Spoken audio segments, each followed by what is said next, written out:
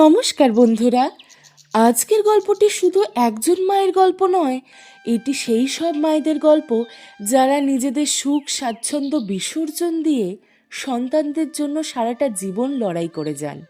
কিন্তু যখন সেই সন্তানেরাই মায়ের ত্যাগ ভুলে যায়, তখন একজন মায়ের হৃদয়ে কতটা যন্ত্রণা জমে তা ভাষায় প্রকাশ করা কঠিন। আজকের এই গল্পে দেখবেন কিভাবে পশ্চিমবঙ্গের একটি গ্রামের এক অসহায় মা নিজের ছেলের ডাকে ৭ সমুদ্র ১৩ নদী পেরিয়ে আমেরিকায় পৌঁছেছিলেন। কিন্তু সেখানে গিয়ে তিনি যা পেলেন তা কোনো মায়ের প্রাপ্য নয়। বিস্তারিত জানতে গল্পটি শেষ পর্যন্ত দেখুন। নদিয়ার এক ছোট্ট গ্রাম থেকে আমেরিকার উদ্দেশ্যে বিমানে চেপে রওনা হয়েছিলেন জানকী দেবী। বহুদিন পর ছেলের সংসারে পা রাখবেন ভেবে তার মন আনন্দে ভরে উঠেছিল। আমেরিকায় পৌঁছে ছেলে সুব্রত ও পুত্রবধূ রীতার বাড়ির সামনে কলিং বেল বাজাতেই দরজা খুলে বেরিয়ে এলো রীতা। কিন্তু দরজা খুলেই সে বলল, মা, খুব ভালো হয়েছে আপনি আজই চলে এসেছেন। এখন তাড়াতাড়ি কাজে লেগে পড়ুন। রান্নাঘরে কি কোথায় রাখা আছে সব দেখে নিন। আগামী মাসেই আমার সন্তান হবে। আপনি যদি এখন থেকেই সব শিখে নেন তাহলে আমার সুবিধা হবে। জানকী দেবী বিস্ময়ে হতবাক হয়ে গেলেন। এই তো তিনি মাত্র বাড়িতে ঢুকেছেন, এখনো হাত মুখ ধোয়া হয়নি। বৌমা একবারও জিজ্ঞাসা করলো না, মা আপনি কেমন আছেন? এক কাপ চা খাবে কিনা সেটা পর্যন্ত জিজ্ঞাসা করলো না, বরং প্রথম কথাই কাজের নির্দেশ। মনের মধ্যে কষ্ট পেলেও জানকী দেবী কিছু বললেন না। চুপচাপ হাত মুখ ধুয়ে রান্নাঘরে ঢুকে পড়লেন। নতুন জায়গা, নতুন রান্নাঘর, কিছুই ভালোভাবে বোঝেননি। তাই তারা হুড়ো করে লুচি আর আলুর তরকারি বানিয়ে সকলের সামনে পরিবেশন করলেন। রীতা থালার দিকে তাকিয়ে মুখ বিকৃত করে বলল, মা, আপনার কি কোনো বুদ্ধি নেই? এত তেল মশলাযুক্ত খাবার আমি খেতে পারবো? আমার শরীরের কথা একবারও ভাবলেন না?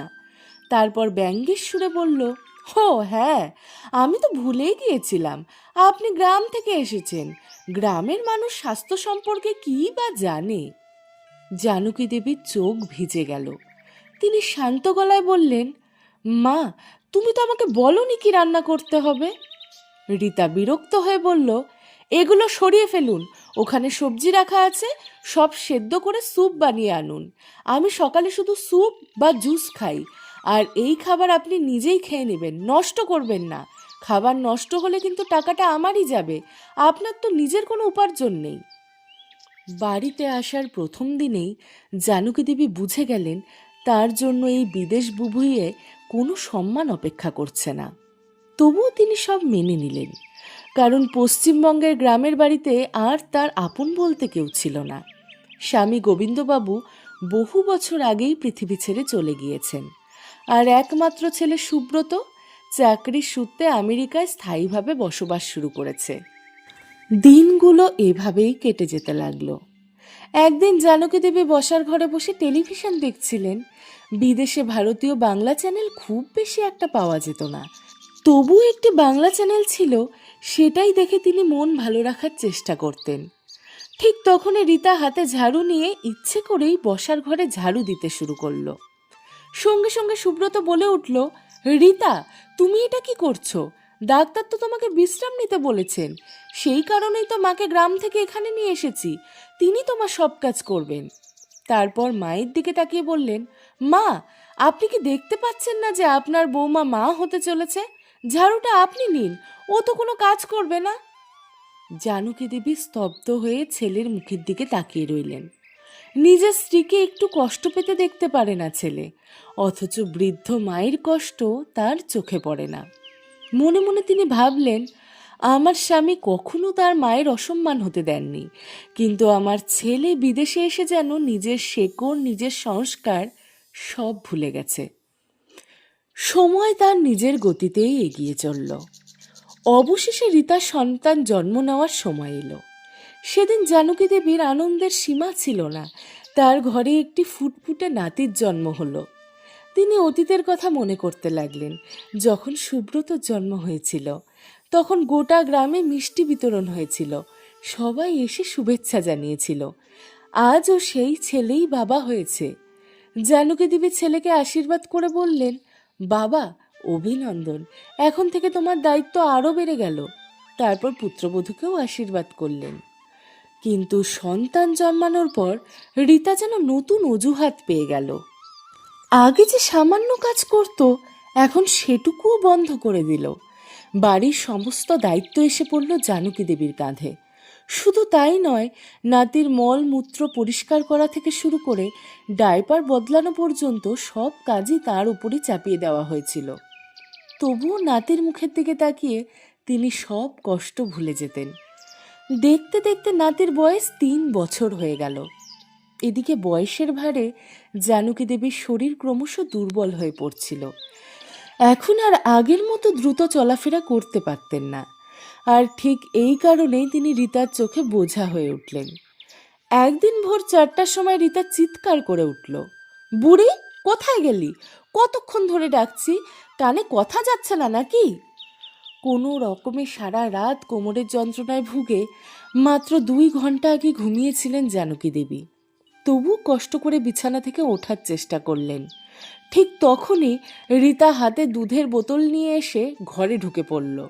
জানকী দেবী কষ্ট করে বললেন, কি হয়েছে মা? কিন্তু রীতা কোনো কথা না বলে বোতলটা তার মাথায় ছুঁড়ে মারল। এই আঘাতে জানকী দেবীর মাথা ফেটে গেল। তিনি যন্ত্রণায় চিৎকার করে মাটিতে লুটিয়ে পড়লেন।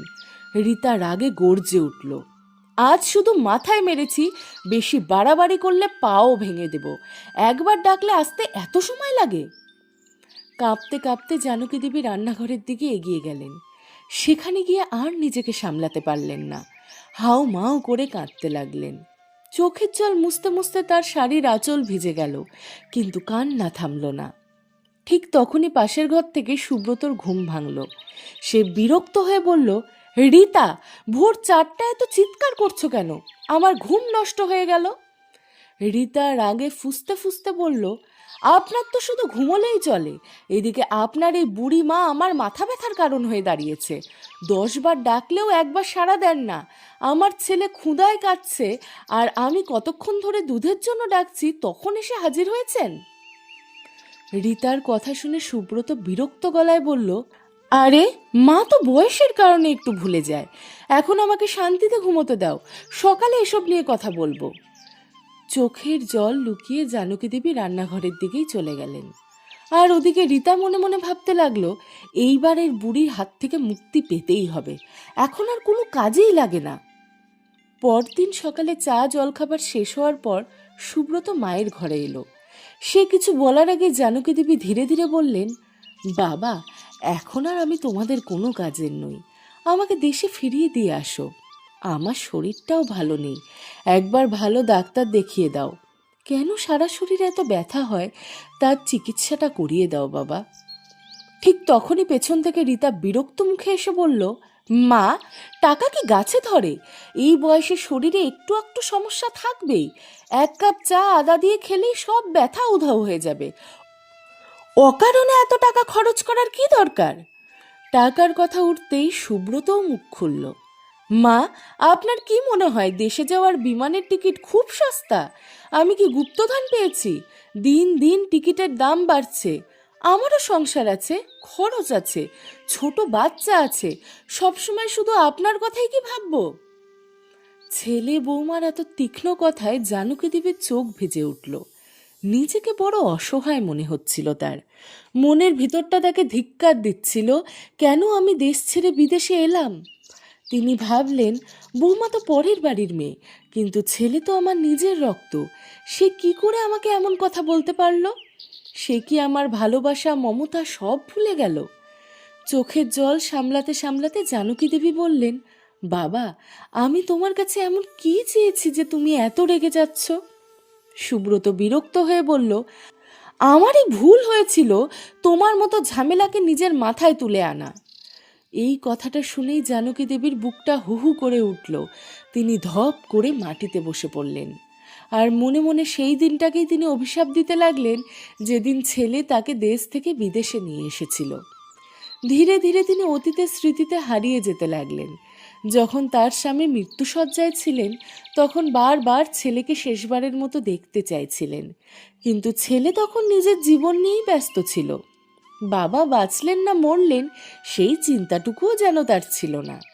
একদিন ফোনে রীতা বলেছিল, মা, এখন যদি বাবাকে দেখতে আসি তাহলে পরে আবার মৃত্যুর সময়ও আসতে হবে, তার চেয়ে উনি যখন মারা যাবেন তখনই সুব্রত যাবে, এত টাকা কি আমাদের আছে?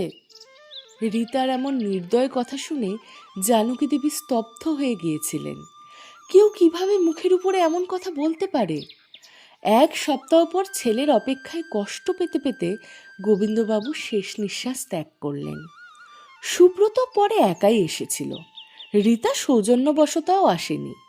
বাবার শেষকৃত্য সম্পন্ন করেই পরদিন ফিরে যাওয়ার জন্য প্রস্তুতি নিতে লাগলো সুব্রত। তখন আত্মীয়রাই বললেন, আর 2 দিন থেকে যা বাবা। কিন্তু সুব্রত নির্লিপ্ত গলায় বলল, যা হওয়ার ছিল তা তো হয়েই গেছে, আমি থাকলে কি বাবা আবার ফিরে আসবেন? তার এমন কঠিন কথা শুনে সবাই অবাক হয়ে গিয়েছিল। একজন ছেলে নিজের বাবার সম্পর্কে এমনভাবে কথা বলতে পারে? সুব্রত আবার বলল, আপনাদের যদি এখানে থাকতে ভালো লাগে থাকুন, কিন্তু আমার ফিরে যেতেই হবে, আমারও কাজ আছে। তার কথা শুনে ধীরে ধীরে আত্মীয়রাও চলে গেল। শুধু থেকে গেল বাড়ির পরিচারিকা আরতি। তারপর থেকে জানকী দেবীর জীবনটা যেন একেবারে শূন্য হয়ে গেল। চারপাশে শুধু একাকিত্ব। প্রতিদিন তিনি গোবিন্দবাবুর ছবির সামনে বসে কথা বলতেন। কাঁদতে কাঁদতে তিনি বলতেন, দেখলে, আমার ছেলেও আর আমাদের রইল না, এখন সে পুরোপুরি তার স্ত্রীর হয়ে গেছে। তুমি চলে যাওয়ার পর এই ফাঁকা বাড়িটা আমাকে যেন গিলে খেতে আসে। এই কথা বলতে বলতেই তিনি হাও মাও করে কেঁদে উঠলেন। তখন আরতি এসে তাকে সামলালো। পিসি, আপনি যদি এমনভাবে কাঁদতে থাকেন তাহলে আপনার শরীর আরও খারাপ হয়ে যাবে যে। জানকী দেবী ভাঙা গলায় বললেন, আরতি, এখন আর বেঁচে থেকেই বা কি হবে? আরতি বলল, আপনি অনেকক্ষণ কিছু খাননি, চলুন আমি খাবার গরম করে দিচ্ছি। জানকী দেবী মাথা নেড়ে বললেন, না আরতি, আজ আর আমার গলায় এক দানাও খাবার নামবে না। তারপর ধীরে ধীরে বলতে লাগলেন, আমরা কত খুশি ছিলাম যখন আমাদের ছেলে পড়াশুনো করে বিদেশে গেল, সেখানে বড় চাকরি পেল, তারপর নিজের পছন্দের মেয়েকে বিয়ে করে সেখানেই সংসার পাতল। একবারও আমাদের মতামত নিল না, তবুও আমরা সব মেনে নিয়েছিলাম। চোখের জল মুছতে মুছতে তিনি আবার বললেন, যখন ওর বাবা মারা গেলেন তখন ছেলে কত অজুহাতই না দিল। বলল তার নাকি অফিসে মিটিং আছে, শেষকৃত্যে আসতে পারবে না। অনেক অনুরোধ করার পরে সে আমেরিকা থেকে এসেছিল। এমন শিক্ষার কি মূল্য যে শিক্ষা মানুষকে নিজের বাবা মাকেই ভুলিয়ে দেয়? কাঁদতে কাঁদতে চোখ আবার তার ভিজে গেল। এভাবেই কয়েকটা দিন কেটে গেল।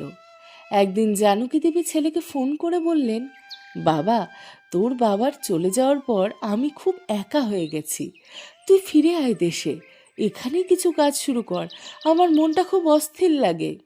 সুব্রত ঠান্ডা গলায় বলল, মা, আমাদের দেশে ফেরা সম্ভব নয়, তোমার বৌমার গ্রামের পরিবেশ একদম ভালো লাগে না, সেখানে ঠিকমতো বিদ্যুৎও থাকে না, ও থাকতে পারবে না। সত্যি বলতে কি, আমারও আর দেশের পরিবেশ ভালো লাগে না। ছেলের কথা শুনে জানকী দেবী বুঝে গিয়েছিলেন বিদেশের চাকচিক্য তার ছেলেকে পুরোপুরি বদলে দিয়েছে। এরপর থেকে তিনি ছেলের সঙ্গে ফোনে কথাবার্তা প্রায় বন্ধই করে দিলেন। এভাবেই একা একা দিন কাটতে লাগলো। একদিন তিনি তার প্রতিবেশী ও ঘনিষ্ঠ বান্ধবী সুমিত্রা দেবীর বাড়িতে বসে নিজের দুঃখের কথা বলছিলেন। ঠিক তখনই দরজার ঘণ্টা বেজে উঠল। সাবিত্রী দেবী দরজা খুলতেই সামনে সুব্রতকে দাঁড়িয়ে থাকতে দেখে অবাক হয়ে গেলেন। আরে সুব্রত, তুই এখানে? ছেলের নাম শুনে জানকী দেবী ছুটে এলেন। সব অভিমান ভুলে ছেলেকে জড়িয়ে ধরে বললেন, বাবা, তুই এসেছিস, আমি জানতাম তুই একদিন ঠিক আসবি। দেখলে সাবিত্রী, আমি বলছিলাম না আমার ছেলে আমাকে নিতে আসবেই। ছোট্ট শিশুর মতো ছেলেকে জড়িয়ে ধরে তিনি আশীর্বাদ করতে লাগলেন। সুব্রত তখন বলল, মা, আমি তোমাকেই নিয়ে যেতে এসেছি, তবে তার আগে বাড়ি জমি জমা সব বিক্রি করে দাও, বারবার এখানে আসা আমার পক্ষে সম্ভব নয়। আর জানো মা, তুমি ঠাকুমা হতে চলছো, রীতার তোমাকে খুব দরকার।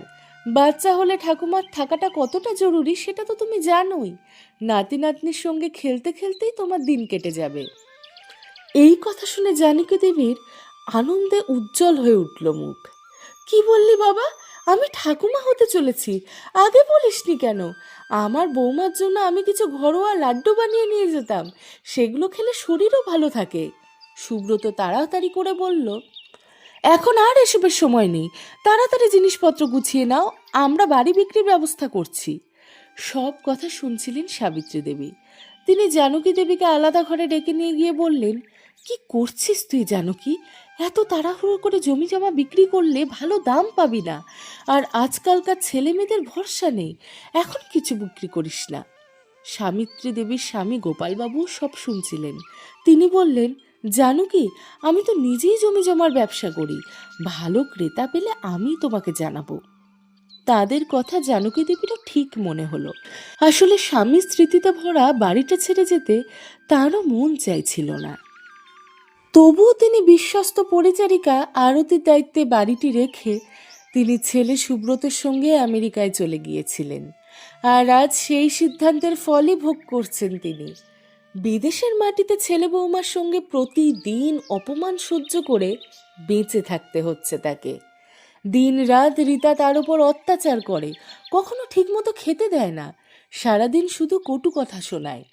রীতা প্রায়ই কটাক্ষ করে বলে, আমাদের বুকের ওপর বোঝা হয়ে বসে আছেন, শ্বশুরমশাই তো চলে গেছেন, আর এই অসুস্থ বৃদ্ধাকে আমাদের ঘাড়ে চাপিয়ে দিয়ে গেছেন, যেন সারা জীবন আমাদেরকেই সেবা করতে হবে। এভাবেই দিন কাটছিল। কয়েকদিন পর হঠাৎ এক সকালে রীতা খুব নরম গলায় বলল, মা, চলুন আপনাকে একবার ডাক্তার দেখিয়ে আনি, আপনাকে খুব দুর্বল দেখাচ্ছে। বৌমার মুখে এত মিষ্টি কথা শুনে জানকী দেবীর একটু অস্বস্তিই লাগলো। তবুও শরীর খারাপ থাকায় তিনি যেতে রাজি হয়ে গেলেন। কিছুক্ষণের মধ্যেই তিনি রীতা ও সুব্রতর সঙ্গে গাড়িতে উঠে বসলেন। পথে যেতে যেতে রীতা বলল, মা, এখন 12টা বাজে, ডাক্তারের চেম্বার খুলবে ওই 1টা নাগাদ, আমাদের হাতে এখনো 1 ঘন্টা সময় আছে, চলুন তার আগে একটু ফলের রস খেয়ে নেওয়া যাক। তারপরে হাতে 1 গ্লাস রস তুলে নিয়ে বললেন, নিন মা, এটা খেয়ে নিন, আপনার শরীরে একটু শক্তি আসবে। জানকী দেবীর কেন যেন সবকিছু অস্বাভাবিক লাগছিল। তবুও তিনি কিছু না ভেবে রসটা খেয়ে নিলেন। রস খাওয়ার কয়েক মিনিটের মধ্যেই তার চোখ ঝাপসা হয়ে এলো, মাথা ঘুরতে শুরু করলো। তারপরে তিনি অজ্ঞান হয়ে গেলেন। জানকী দেবী অজ্ঞান হতে না হতেই সুব্রত রীতা গাড়ি ঘুরিয়ে শহরের এক নির্জন পার্কের সামনে এসে দাঁড়ালো। তারা ধীরে ধীরে তাকে গাড়ি থেকে নামিয়ে পার্কের একটি বেঞ্চে শুইয়ে রেখে দিয়ে চলে গেল। বিকেল গড়িয়ে সন্ধ্যা হয়ে গেল। জানকী দেবী তখনও অচেতন অবস্থাতেই বেঞ্চে পড়েছিলেন। কিছুক্ষণ পর পার্কের একজন মালি এসে তাকে দেখে অবাক হয়ে গেল। সে ইংরেজিতে বলল, সন্ধ্যা হয়ে গেছে, পার্ক বন্ধ করার সময় হয়ে এসেছে। বলে সে তাকে আলতো করে ঝাঁকুনি দিল। তখন হঠাৎই জানকী দেবীর জ্ঞান ফিরে এলো। তিনি মালির কথা শুনে কিছুই বুঝতে পারলেন না। ইংরেজি ভাষার সাথে তার কোনো পরিচয় তো ছিল না। চোখ খুলেই তিনি চারপাশে তাকাতে লাগলেন। সুব্রত নেই, রীতা নেই, কেউ নেই। আতঙ্কে তিনি উঠে দাঁড়ালেন।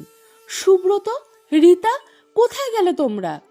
চিৎকার করতে করতে তিনি পুরো পার্কে ছুটতে লাগলেন, কিন্তু কোথাও তাদের দেখা মিলল না। ধীরে ধীরে তার সব কিছু মনে পড়তে লাগলো। তিনি তো গাড়িতে বসে ফলের রস খাচ্ছিলেন, তাহলে এখানে এলেন কিভাবে? তার বুকটা ধক করে উঠল। তিনি বুঝতে শুরু করলেন, সকালে রীতার অস্বাভাবিক মিষ্টি ব্যবহার আসলে কোনো ভালোবাসা ছিল না, তার পেছনে ছিল ভয়ঙ্কর এক ষড়যন্ত্র। তিনি ভাবলেন, সকালে আমার সন্দেহ হয়েছিল, কিন্তু নিজের ছেলে আর বৌমা এত নিচে নামতে পারে তা কখনো ভাবিনি। তিনি কারুর সঙ্গে কথা বলবেন সেই উপায়ও ছিল না। ইংরেজি জানেন না, কাছাকাছি যারা ছিল তারা তার ভাষাই বুঝতে পারছিল না। কেউ 2-1 বার থামলেও সমস্যাটা বুঝতে না পেরে চলে যাচ্ছিল। সবচেয়ে বড় কথা, তার কাছে 1 টাকাও ছিল না, মোবাইল ফোনটাও ছিল না, এমনকি ছেলের ফোন নাম্বারও তার মুখস্থ ছিল না, কারণ তিনি কখনো ভাবেননি জীবনে এমনও একটা দিন আসতে পারে। কাঁদতে কাঁদতে তিনি পার্ক থেকে বেরিয়ে এলেন। রাত নেমে এসেছে, রাস্তার দুপাশে আলো জ্বলছে। হাঁটতে হাঁটতে হঠাৎ তিনি এক মন্দির দেখতে পেলেন। মন্দিরটি দেখে তার বুকের ভেতরে একটু সাহস ফিরে এলো।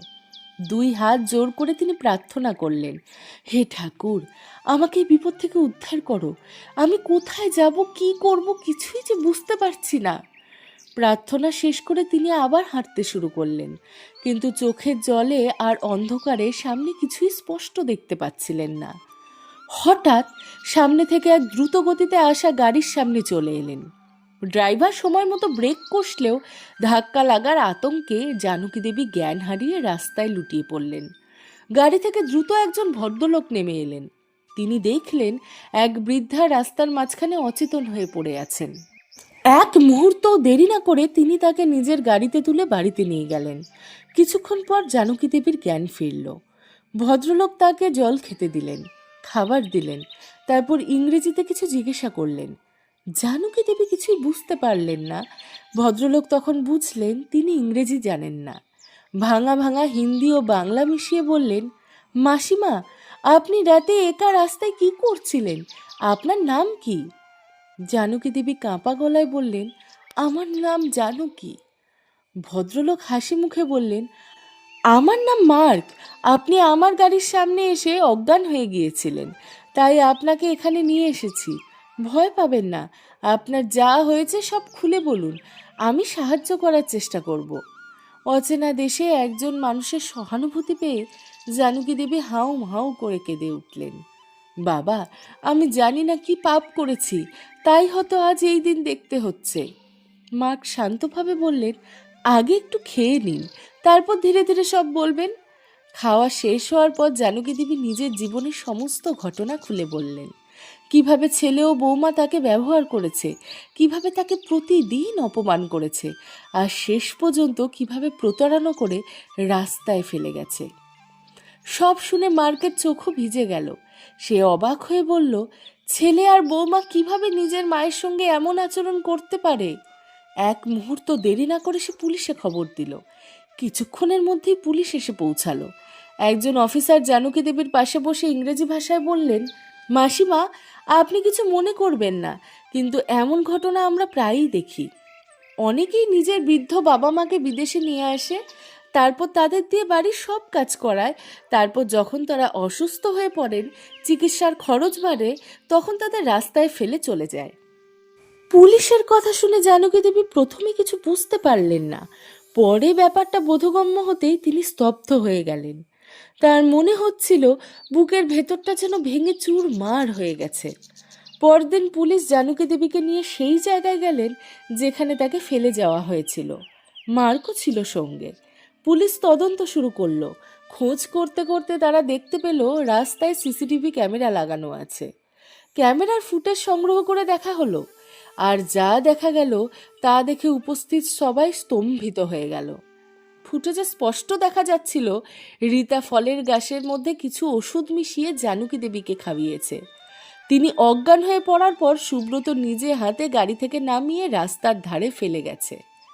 ক্যামেরার ফুটেজে স্পষ্ট দেখা যাচ্ছিল সুব্রত ও রীতা অচেতন জানকী দেবীকে গাড়ি থেকে নামিয়ে পার্কের একটি বেঞ্চে ফেলে রেখে চলে যাচ্ছে। এই দৃশ্য নিজের চোখে দেখে জানকী দেবী যেন পাথর হয়ে গেলেন। তিনি মনে মনে বলতে লাগলেন, মানুষ এই দিন দেখার জন্য সন্তান জন্ম দেয়, আমারই বা কি অপরাধ ছিল? তারপর তার মনে পড়ল সাবিত্রী দেবীর কথা। তাদের ছেলেমেয়েরা চাকরি সামলায়, সংসার সামলায়, সন্তানদের দেখাশোনা করে, অথচ বৃদ্ধা শাশুড়ি অসুস্থ হয়ে শয্যাশায়ী হয়ে থাকলেও কখনো মুখ ভার করে না, নিজের দায়িত্ব থেকে কখনো পিছিয়ে যায় না। আর একদিকে তার নিজের ছেলে বৌমা, যারা দুটো মিষ্টি কথা বলতেও কৃপণতা করে। জানকী দেবী দীর্ঘশ্বাস পেবে ভাবলেন, বোধহয় এমন সন্তানই আমার ভাগ্যে লেখা ছিল। অনেক কষ্টে নিজেকে সামলে নিলেন তিনি। পুলিশ ইতিমধ্যেই সুব্রত ও রীতার ঠিকানা খুঁজে বের করেছিলেন। মার্কও তখন অবাক হয়ে গিয়েছিল, কারণ ফুটেজে যাকে দেখা গিয়েছিল সেই মানুষটিকে সে চিনতে পেরেছিল। কিন্তু জানকী দেবী আর ছেলের মুখ দেখতে চাইছিলেন না। তিনি দৃঢ়ভাবে সিদ্ধান্ত নিলেন আর কখনো ছেলের কাছে ফিরবেন না। তিনি পুলিশকে বাংলায় বললেন, আমাকে দেশে ফিরতে হবে। তারপরে তিনি তার প্রিয় বান্ধবীর বাড়িতে ফোন করার চেষ্টা করলেন, কিন্তু ফোনে বারবার জানানো হচ্ছিল যে নম্বরটি আর সচল নেই। শেষমেশ অনেক ভেবে তিনি তাদের পুরনো পরিচারিকা আরতির নম্বর মনে করার চেষ্টা করলেন। সৌভাগ্যবশত নম্বরটি ঠিকই ছিল। ফোন করতেই আরতি একবারেই ফোন ধরল। হ্যালো। কাপা গলা জানকী দেবী বললেন, আরতি, আমি জানুকে দেবী বলছি মা। আরতি যেন আনন্দে কেঁদে ফেলল। আপনি কেমন আছেন? এতদিন পর আপনার ফোন। কত বছর হয়ে গেল আপনাকে দেখিনি। আপনার শরীর কেমন আছে?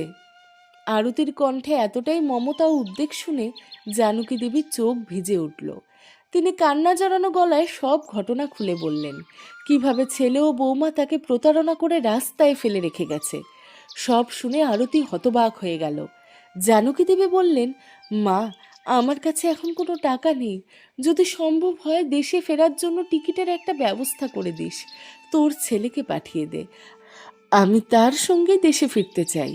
আরতি সঙ্গে সঙ্গে বলল, আপনি একদম চিন্তা করবেন না পিসি, আমি এখনই ব্যবস্থা করছি। ফোন রাখার পর আরতির চোখের জল চলে এলো। সে ভাবতে লাগলো, মানুষ কি এতটা স্বার্থপর হতে পারে, নিজের মা বাবাকে এমন অবস্থায় ফেলে দিতে পারে? তারপরে সে আর সময় নষ্ট করলো না। নিজের ছেলে রিঙ্কুর সাহায্যে টিকিটের টাকা জোগাড় করার চেষ্টা শুরু করলো। কিছুদিনের মধ্যে সব ব্যবস্থা হয়ে গেল। রিঙ্কুকে আমেরিকায় পাঠানো হলো। রিঙ্কু সেখানে পৌঁছে জানকী দেবীকে নিয়ে আসার প্রস্তুতি নিল। দেশে ফেরার আগে জানকী দেবী মার্কের হাত ধরে বললেন, বাবা, তুমি আমার নিজের ছেলের চেয়েও বেশি আপন হয়ে উঠেছ। আমি তোমার এই উপকার কোনো দিন ভুলব না। মার্ক আবেগে মাথা নিচু করে রইল। এরপরে জানকী দেবী রিঙ্কুর সঙ্গে ভারতে ফিরে এলেন। দেশের মাটিতে পা দিয়ে তিনি আরতিকে জড়িয়ে ধরে হাউ হাউ করে কেঁদে ফেললেন। তারপর একদিনেই তিনি সাবিত্রী দেবীর বাড়িতে গেলেন, কিন্তু সেখানে গিয়ে আরও বড় আঘাত পেলেন। তিনি জানতে পারলেন সাবিত্রী দেবী ও গোপালবাবু অনেক আগেই একটি সড়ক দুর্ঘটনায় মারা গেছেন। এই খবর শুনে তিনি আরও ভেঙে পড়লেন। ফিরে আসার পথে তিনি আরতিকে জিজ্ঞাসা করলেন, সাবিত্রী আর গোপাল আর যখন নেই, তখন আমার টিকিটের টাকা কোথা থেকে জোগাড় করলি? আরতি লজ্জামাখা গলায় বলল, পিসি, আপনি কি ভুলে গেছেন? একসময় আমার মদ্যপ স্বামী আমাকে মারধর করে বাড়ি থেকে বের করে দিয়েছিল। আমার কোলে তখন একটি ছোট্ট সন্তান ছিল। আপনি না থাকলে আমি হয়তো বেঁচেই থাকতাম না। আপনি আপনার পাশে দাঁড়িয়েছিলেন, আর আজ আমি যদি আপনার জন্য কিছু করতে পারি, সেটাই আমার সৌভাগ্য। একটু থেমে সে আবার বলল, আপনার টিকিটের জন্য আমি আমার বাড়িটা বন্ধক রেখেছিলাম। কথাটা শুনে জানকী দেবীর চোখ ভিজে গেল। তিনি আরতিকে বুকে জড়িয়ে ধরলেন। দুজনের চোখ দিয়েই অঝরে জল গড়িয়ে পড়তে লাগলো। সময়ের সঙ্গে সঙ্গে জানকী দেবীর শরীর আরও দুর্বল হয়ে পড়তে লাগলো। এক সময় এমন অবস্থা হলো যে তিনি সম্পূর্ণ শয্যাশায়ী হয়ে গেলেন। নিজের দৈনন্দিন কাজও আর করতে পারতেন না। কিন্তু আরতি কখনো বিরক্ত হয়নি। দিন রাত এক করে সে তার সেবা করত। আরতির এই নিঃস্বার্থ ভালোবাসা দেখে জানকী দেবী খুব খুশি ছিলেন। জীবনের শেষ সময় তিনি একজন আইনজীবীকে বাড়িতে ডেকে পাঠালেন। নিজের সমস্ত সম্পত্তির উইল তৈরি করলেন। কিছুদিন পর তিনি শেষ নিঃশ্বাস ত্যাগ করলেন। খবরটি সুব্রতর কাছেও পৌঁছে গেল। খবরটি শুনেই সে তড়ি ঘড়ি গ্রামে এলো, কারণ তার মনে চিন্তা একটাই ছিল, মা মারা গেছেন, এবার নিশ্চয়ই সমস্ত সম্পত্তি আমার হবে। এদিকে তার চাকরিও চলে গিয়েছিল। সুব্রত আর রীতার সংসারে তখন চরম আর্থিক সংকট। তারা ভেবেছিল জানকী দেবীর সম্পত্তি পেলেই আবার নতুন করে জীবন শুরু করতে পারবে। কিন্তু ভাগ্য তাদের জন্য অন্য কিছুই লিখে রেখেছিল। জানকী দেবীর চিতা সাজানোর আগেই আইনজীবী উইল পড়ে শোনাতে শুরু করলেন। তিনি বললেন, আমি জানকী দেবী সম্পূর্ণ সুস্থ মস্তিষ্কে এই মর্মে ঘোষণা করছি যে আমার বসতবাড়ি, জমি, ক্ষেত, খামার এবং সমস্ত সম্পত্তির একমাত্র উত্তরাধিকারী হবে আমার পরিচারিকা আরতি। সেখানে উপস্থিত সবাই স্তব্ধ হয়ে গেল। আইনজীবী আবার পড়তে লাগলেন, আমার ছেলে সুব্রতকে আমি আমার শেষকৃত্য সম্পন্ন করার অধিকার থেকে বঞ্চিত করছি। আমার শেষকৃত্য করবে আমার আরতির ছেলে রিঙ্কু। এই কথা শুনে সুব্রত ও রীতার মুখ ফ্যাকাশে হয়ে গেল। তাদের মাথায় যেন আকাশ ভেঙে পড়ল। এরপরে আরও একটি সত্য প্রকাশ পেল। মার্ক আসলে অন্য কেউ নয়, সে ছিল সুব্রতর কোম্পানির মালিক। সিসিটিভি ফুটেজে সুব্রতকে দেখে মার্ক তাকে চিনে ফেলেছিল, আর অফিসে ফিরে গিয়েই তাকে চাকরি থেকে বরখাস্ত করেছিল। একদিকে সেই চাকরি চলে গেছে, অন্যদিকে মায়ের সমস্ত সম্পত্তিও হাতছাড়া হয়েছে। সুব্রত আর রীতা তখন অনুতাপে ভুগতে লাগলো। তারা বারবার ভাবতে লাগলো, যদি মায়ের সঙ্গে এমন আচরণ না করতাম, তাহলে হয়তো আজ সব কিছু আমাদেরই থাকতো। কিন্তু তখন আর কিছু বদলানোর ছিল না। সময় তাদের কর্মের বিচার করে দিয়েছিল। তো বন্ধুরা, আপনাদের কি মনে হয় জানকী দেবী কি ঠিক সিদ্ধান্ত নিয়েছিলেন তার সমস্ত সম্পত্তি আরতির নামে লিখে দিয়ে? আপনার মতামত অবশ্যই মন্তব্যে জানান। গল্পটি যদি আপনার হৃদয় ছুঁয়ে থাকে তাহলে ভিডিওটিকে লাইক করুন, প্রিয়জনদের সাথে শেয়ার করুন এবং চ্যানেলটিকে সাবস্ক্রাইব করে আমাদের সঙ্গে থাকুন। ধন্যবাদ।